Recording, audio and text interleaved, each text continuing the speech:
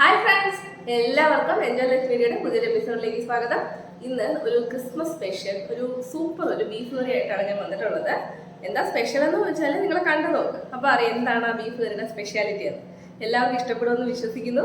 കൂടെ ഉണ്ടാവണം. അപ്പോൾ നമുക്ക് എങ്ങനെയാണ് ചെയ്യുന്നതെന്ന് നോക്കാം. അപ്പോൾ ഇന്നത്തെ സ്പെഷ്യൽ ബീഫ് കറിക്ക് വേണ്ടിയിട്ട് ഞാൻ ഒരു 1/2 കിലോ ബീഫാണ് എടുത്തിട്ടുള്ളത്. മേടിച്ചുകൊണ്ട് വന്ന് അതേപോലെ തന്നെ ഉണ്ട്. ബോൺലെസ് ഫ്രഷ് ബഫലോ മീറ്റ് ആണ്. അപ്പോൾ നമ്മൾ ഇന്നത്തെ സ്പെഷ്യാലിറ്റി എന്ന് പറഞ്ഞാൽ ഇത് കണ്ടോ, ഇത് നമ്മുടെ ബാഗി ചില്ലിയാണ്. അപ്പോൾ ഇത് വെച്ചിട്ടാണ് ഇന്ന് ഞാൻ ഈ ബീഫ് കറി ചെയ്യാൻ പോകുന്നത്. അപ്പോൾ നമ്മുടെ ഈ ബാഗി ചില്ലി നമുക്ക് ഓൺലൈനിൽ വാങ്ങാൻ കിട്ടുന്ന സാധനമാണ്. അപ്പോൾ എല്ലാവരും വാങ്ങിച്ചിട്ടൊന്ന് ചെയ്ത് നോക്കണം, അപ്പോഴറിയാം അതിൻ്റെ ഒരു ടേസ്റ്റ്.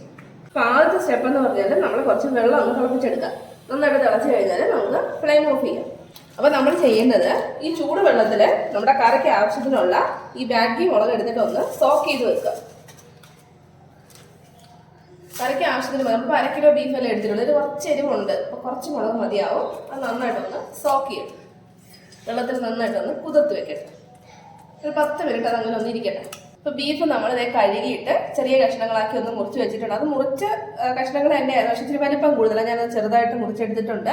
അപ്പോൾ നമ്മളെ മുളകൊക്കെ നന്നായിട്ട് നമ്മുടെ ബാഗി ചില്ലിയൊക്കെ കുതിർന്ന് വന്നിട്ടുണ്ട്. നമുക്കിതൊന്ന് ഈ വെള്ളത്തിൽ നിന്ന് എടുത്തിട്ടൊന്ന് അരച്ചു കൊണ്ടുവരാം. ബാഗി ചില്ലിയെല്ലാം ഞാനൊരു ജാറിലേക്ക് ഇട്ട് കൊടുത്തിട്ടുണ്ട്. നമുക്കിതൊന്ന് അരച്ചെടുക്കാം.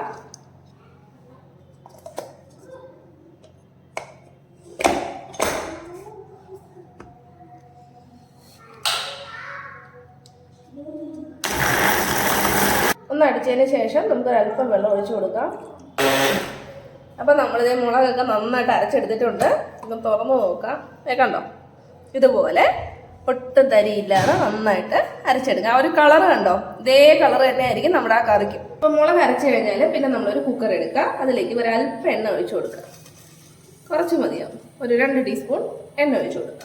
എണ്ണ ചൂടായി കഴിഞ്ഞാൽ അതേ 1 ടീസ്പൂൺ ഇഞ്ചിയും വെളുത്തുള്ളിയും കൂടെ അരിഞ്ഞെടുക്കുക. രണ്ടും കൂടി 1 ടീസ്പൂൺ മതി കേട്ടോ. അതിട്ട് ജസ്റ്റ് ഒന്ന് ഇളക്കി കൊടുത്താൽ മതി. അതിനുശേഷം ഒരു 2 സവാള ഇതേപോലെ അരിഞ്ഞെടുക്കും. അധികം വലിയ സവാള അല്ല കേട്ടോ, 2 മീഡിയം സൈസിലും താഴെയാണ്, ചെറിയ 2 സവാളയാണ്. അതുകൂടി ഇട്ട് വഴറ്റി കൊടുക്കാം. ഇനി ഞാൻ ചേർക്കാൻ പോകുന്നത് ഒരു 2 പച്ചമുളക്, 2 എണ്ണം മതി. കാരണം നമ്മൾ ആ ബാഗി ചില്ലിക്ക് അത്യാവശ്യത്തിന് എരിവുണ്ട്. അപ്പോൾ 2 പച്ചമുളക് മതി. പിന്നെ നമ്മുടെ ബാഗി ചില്ലി കഴിഞ്ഞാൽ ഇതിന് ഏറ്റവും പ്രധാനപ്പെട്ടത് തക്കാളിയാട്ടോ. അതിന് കുറച്ച് കൂടുതൽ വേണം. ഞാനൊരു 2 വലിയ തക്കാളിയാണ് എടുത്തിട്ടുള്ളത്. ഇതും കൂടി നമുക്ക് അതിലേക്ക് ചേർത്ത് കൊടുക്കാം. 2 പച്ചമുളക്, അതിൻ്റെ കൂടെ തന്നെ നമ്മൾ അരിഞ്ഞ് വെച്ച തക്കാളി എല്ലാം കൂടി നന്നായിട്ടൊന്ന് ഇളക്കി കൊടുക്കാം. ഇനി നമുക്ക് നമ്മൾ അരച്ച് വെച്ചിട്ടുള്ള നമ്മുടെ ബാഗി ചില്ലി പേസ്റ്റ് ഇതിലേക്ക് ചേർത്ത് കൊടുക്കാം.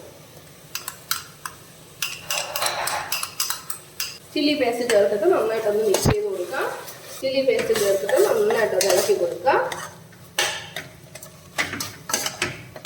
നന്നായിട്ടൊന്ന് മിക്സ് ആക്കാം. ഇനി ആ ചില്ലി പേസ്റ്റ് എടുത്ത അതേ പാത്രത്തിൽ കുറച്ച് വെള്ളം ഞാൻ എടുത്തിട്ടുണ്ട്. അതും കൂടി ഇതിലേക്ക് ഒന്ന് ചേർത്ത് കൊടുക്കാം.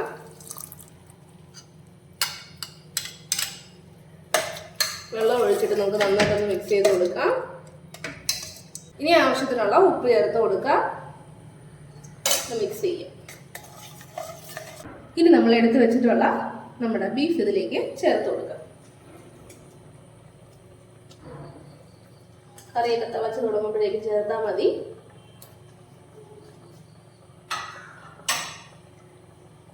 ഈ എല്ലാം കൂടി നന്നായിട്ടൊന്ന് മിക്സ് ആക്കാം. ബീഫിലൊക്കെ ആ മസാല ഒന്ന് പിടിക്കണം. ജസ്റ്റ് ഒന്ന് മിക്സ് ചെയ്ത് കൊടുത്താൽ മതി. ഇനി ഇതിലേക്ക് ഞാൻ ചേർക്കാൻ പോകുന്നത് മല്ലിയിലയും പുതിനയില. പുതിന അതേ കുറച്ച് മതി, കുറച്ച് മല്ലിയില കൂടുതലെടുത്തോളൂ. അപ്പോൾ നമുക്ക് ആദ്യം മല്ലിയില ചേർത്ത് കൊടുക്കാം. അതുപോലെ തന്നെ പുതിനയില. ഇനി എല്ലാം കൂടി ഒന്ന് മിക്സ് ചെയ്ത് കൊടുക്കാം. ജസ്റ്റ് ഒന്ന് മിക്സ് ചെയ്താൽ മതി. ഒരുപാട് നമ്മളിട്ടൊന്നും ഇളക്കേണ്ട ആവശ്യമൊന്നുമില്ല. കണ്ടോ, ഇനി ഇത് അടച്ച് വെച്ചിട്ട് ഒരു 5 വിസിൽ വരെ നമുക്കൊന്ന് വേവിച്ചെടുക്കാം. വിസിലിട്ട് 5 വിസിൽ കേട്ടോ. അപ്പോഴേക്കും നന്നായിട്ട് വെന്ത് കിട്ടും. ഒരു മീഡിയം ഫ്ലെയിമിൽ വെച്ചാൽ മതി, ഹൈ ഫ്ലെയിം വേണ്ട. മീഡിയം ഫ്ലെയിമിൽ ഒരു 5 വിസിൽ. 5 വിസിൽ വന്നിട്ടുണ്ട്. ഞാൻ ഗ്യാസ് ഓഫാക്കി ഇവിടെ നിന്ന് തണുക്കട്ടെ. എന്നിട്ട് നമുക്ക് തുറന്നു നോക്കാം. അപ്പോൾ കുക്കർ നന്നായിട്ട് തണുത്തിട്ടുണ്ട്. നമുക്കൊന്ന് തുറന്നു നോക്കാം. നമ്മുടെ ബീഫൊക്കെ നന്നായിട്ട് വെന്തിട്ടുണ്ട്. കണ്ടോ, ആവശ്യത്തിന് ചാറുമുണ്ട്. അപ്പോൾ ഇനി നമുക്ക് ഇതൊന്ന് കടുക് വറുക്കണം. അപ്പോൾ അതിന് വേണ്ടി ഞാൻ ഒരു പാൻ അടുപ്പത്ത് വെച്ചിട്ടുണ്ട്. ഒന്ന് ചൂടാകും. പാൻ ചൂടായി കഴിഞ്ഞാൽ നമുക്ക് താളിക്കാൻ ആവശ്യത്തിനുള്ള എണ്ണ ഒഴിച്ചു കൊടുക്കാം. കുറച്ച് എണ്ണ മതി. എണ്ണ ചൂടായി കഴിഞ്ഞാൽ നമുക്ക് കുറച്ച് കടുക് ചേർത്ത് കൊടുക്കാം.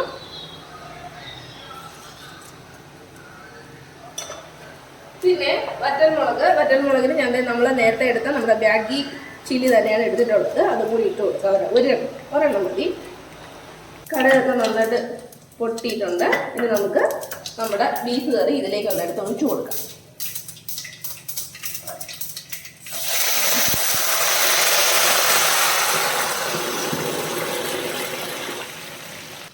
ആ ഒരു കളർ കണ്ടോ, അതാണ് ആ മുളകിൻ്റെ ഒരു പ്രത്യേകത. നല്ല കളറായി, നല്ല റെഡ് കളറ് കിട്ടും നമുക്ക്.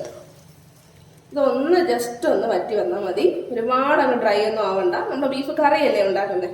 ഒന്ന് തിളക്കട്ടെ ഇതിൽ കിടന്നു. ഇനി ഫൈനലായിട്ട് 1 ടീസ്പൂൺ ഗരം മസാലയും കൂടെ ഞാൻ ചേർക്കുന്നുണ്ട്. പിന്നെ ഈ ബാഗി മുളക് വെച്ചിട്ട് കറി ഉണ്ടാക്കുമ്പോൾ പ്രത്യേകം ശ്രദ്ധിക്കണം. അത്യാവശ്യം നല്ല എരിവുള്ളൊരു മുളകാണ്. അപ്പം നിങ്ങൾക്ക് എരിവ് കുറച്ച് മതിയെങ്കിൽ അതിനനുസരിച്ചുള്ള ക്വാണ്ടിറ്റിയിൽ മാത്രം മുളകെടുക്കാൻ ശ്രദ്ധിക്കുക. കളർ മാത്രമല്ല, നല്ല എരിവും ഉണ്ടാവും. അപ്പം ഗരം മസാലയൊക്കെ ചേർത്തിട്ട് ഞാൻ നന്നായിട്ടൊന്ന് മിക്സ് ചെയ്തിട്ടുണ്ട്. ഇത്രയും മതി. കറിയല്ലേ, അപ്പം ഞാൻ അല്പം ഗ്രേവിയോട് കൂടി തന്നെയാണ് എടുക്കുന്നത്. നമുക്ക് ഒഴിച്ച് കഴിക്കാനായിട്ട് നല്ല ടേസ്റ്റ് ആയിരിക്കും കേട്ടോ. ചോറിൻ്റെ കൂടെയോ നമുക്ക് ചപ്പാത്തിയോ പൊറോട്ടോ എന്തിൻ്റെ കൂടെ വേണമെങ്കിലും നല്ലൊരു ടേസ്റ്റാണ്. നിങ്ങൾ ഈ രീതിയിൽ തന്നെ ചെയ്ത് നോക്കണം. അപ്പോഴും നിങ്ങൾക്ക് ആ ഒരു ടേസ്റ്റ് മനസ്സിലാവും. അപ്പോൾ എങ്ങനെ, എല്ലാവർക്കും ഇഷ്ടപ്പെട്ടില്ലേ? ഇങ്ങനെ തന്നെ ഒന്ന് ചെയ്ത് നോക്കാം. നിങ്ങളുടെ അഭിപ്രായങ്ങളൊന്നും അറിയിക്കാൻ മറക്കരുത്.